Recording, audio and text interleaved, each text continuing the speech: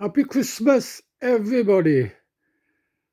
As I show you all the beautiful view I enjoy first thing in the morning, and I'll focus in now first, because this is me sitting up on my bed, enjoying a cup of coffee. And I don't watch TV anymore. When I drink a coffee, I just look at the view outside here over the Gwyndrath Valley. There's my antique wardrobe, worth a lot of money, that wardrobe, many years old.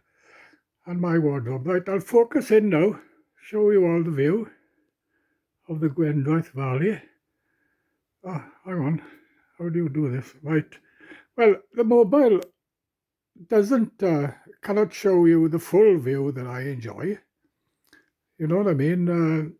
But it gives you an idea because showing the red sky there and the sun getting up. It's such a beautiful view. And now at the age of 71 with this heart problem, you tend to appreciate things, I guess. It's been 4 years now since I started having this heart problem, and I got a hernia. I don't know where the hernia came from. It's in my left groin, of all places. Anyway, with all these disabilities and my vertigo and tinnitus and all that, it makes you appreciate life. You know what I mean? I often think now, this is Christmas Day today, December 24th, 25th, sorry, December 25th, 2020. And I often think about my good friends. Two good friends died this year, my age. Very good friends. And last year, two other good friends, younger than me, died. And it makes me appreciate views like this and being alive, you know what I mean? And I can see my light now on my mobiles come on because it's dark. Although it's not that dark, it's just that the light comes on all the time when it's not sunny, and it's reflecting on the window there. Anyway, I'm enjoying the view now, having a cup of coffee, and I'm off to Armaford today, a town I fell in love with when I was in college back in 1967, back then with British Coal. And I love the place, and I often spend the day there with my daughter, who's living there now, and my grandson. And of course, there are times when I sleep there because my daughter bought a big house, 4-bedroom house up in Bettus there. And the focus is going on my mobile now. Excuse that, because this mobile, it's new, it's pretty good for filming. It's just that it can't handle this view in the mother. Oh, it's back now. Anyway, I spent a lot of money to help my daughter buy a house in Bettus because I got my own bedroom there and bathroom, and I often stay there. And I feel as if I'm on holidays. I just love Armaford, but I wouldn't live there. It's a nice place. I love to go, and a lot of Welsh people in Armaford. And I'm Welsh. That's my main language. Even though I do this in English now because I'm putting this on Facebook, and a lot of my friends are English. So and that's what I find in Pontiats. A lot of English people moved in. But they're nice people to talk to. But not many Welsh people left here now. I don't know, they're dying off or moving or what's going on.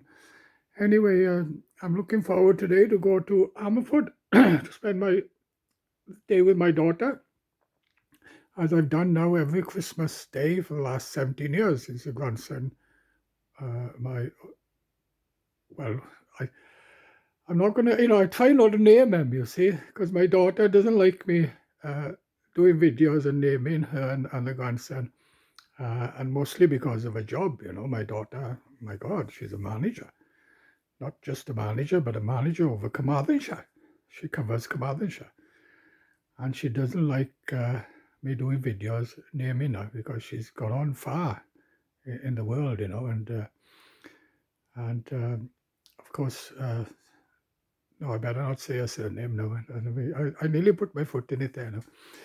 Early in the morning now, see, I got to concentrate a bit, anyway, I'll be off there now to spend the day with my daughter and see my grandson, who's 17 now. And my other grandson then is in Push. He's 10.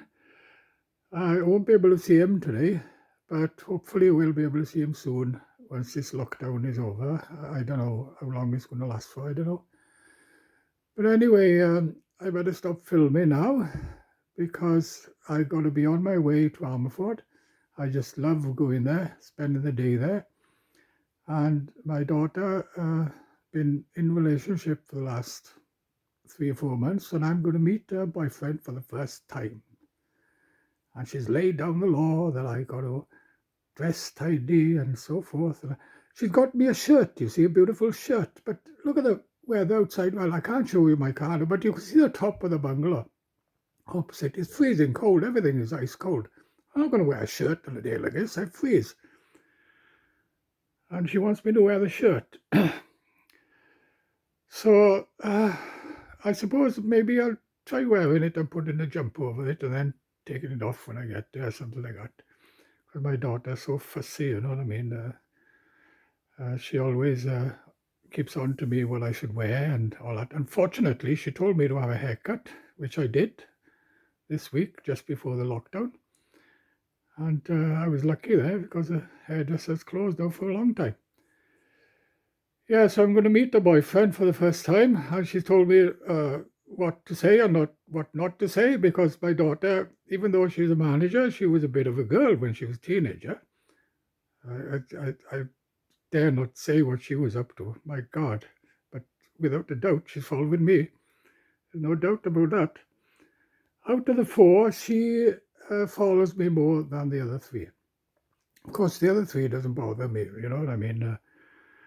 They've just gone distant many years ago.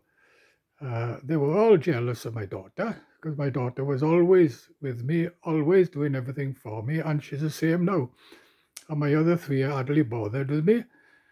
They just used to turn up, wanted money, and not bother with me. So I stopped giving them money, and then they didn't bother me. It was clear they were just using me for money, and they were very close to their mothers, you see, my other 3.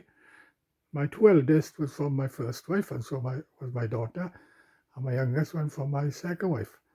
But, you know, I often think about them, you know, and the children. Of course, out of the 9 grandchildren, I only see 2, you know, 7 I don't see.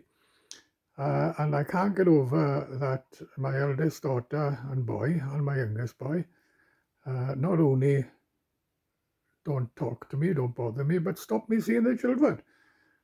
I don't know where they're coming from, because I get on with everybody. When my mother and father split up, I was the only one out of 9 children talking to my mother and father. Even though my father half killed me when I was young, the life I had with my father was unbelievable. And not only was I afraid of my father, I was terrified of him. But I still went to see him when he was on his own after my mother left him. And when I worked 25 years underground in Canhydra, the miners used to say about me, if I don't talk to somebody, they're going to be bad, because I get on with everybody. So where my other 3 children have come from, I just don't know. But from the day they were born, you know, they were they were very, very distant to me, you know what I mean? Different to my daughter now, I'm going to see. She was always sitting on my lap first thing. Every chance she had, she was coming and sitting on my lap and coming into bed to me in the morning, you know, when she was a little girl. And my eldest daughter, I used to be jealous of that, and used to keep on to me that I never loved her. I only loved the youngest daughter. But my eldest daughter never bothered with me, you know what I mean? So, you know, it's something, it's a problem they've got that they developed over the years, and they decided not to talk to me. You know, in other words, it's stopping me then seeing the children trying to get at me because they were jealous of my daughter, youngest daughter. Yeah, it's a sad life, you know. There's a lot of this going on, you know what I mean? My good friend Dodo, his only daughter, never bothered with him for 10 years. and stopped him seeing her children, his grandchildren. And then on his deathbed, when he was dying, she turns up a week before he died with the children to talk to him. It's too late, much too late. When my father died, one of my brothers never spoke to my father for about 15 years. And when my father died, we all had a shock. He turned up crying. He was the first one there crying. And this is what happens, you see, when you go then, the same thing will happen to me. My 3 children who don't bother with me, they'll turn up when I'm gone to my funeral and crying and this and that, but they feel guilty then, you see. You see, the thing is, what they can't get away with is the fact they're a part of me. They're my flesh and blood. They're in denial now, not talking to me, they don't want to know me and all that.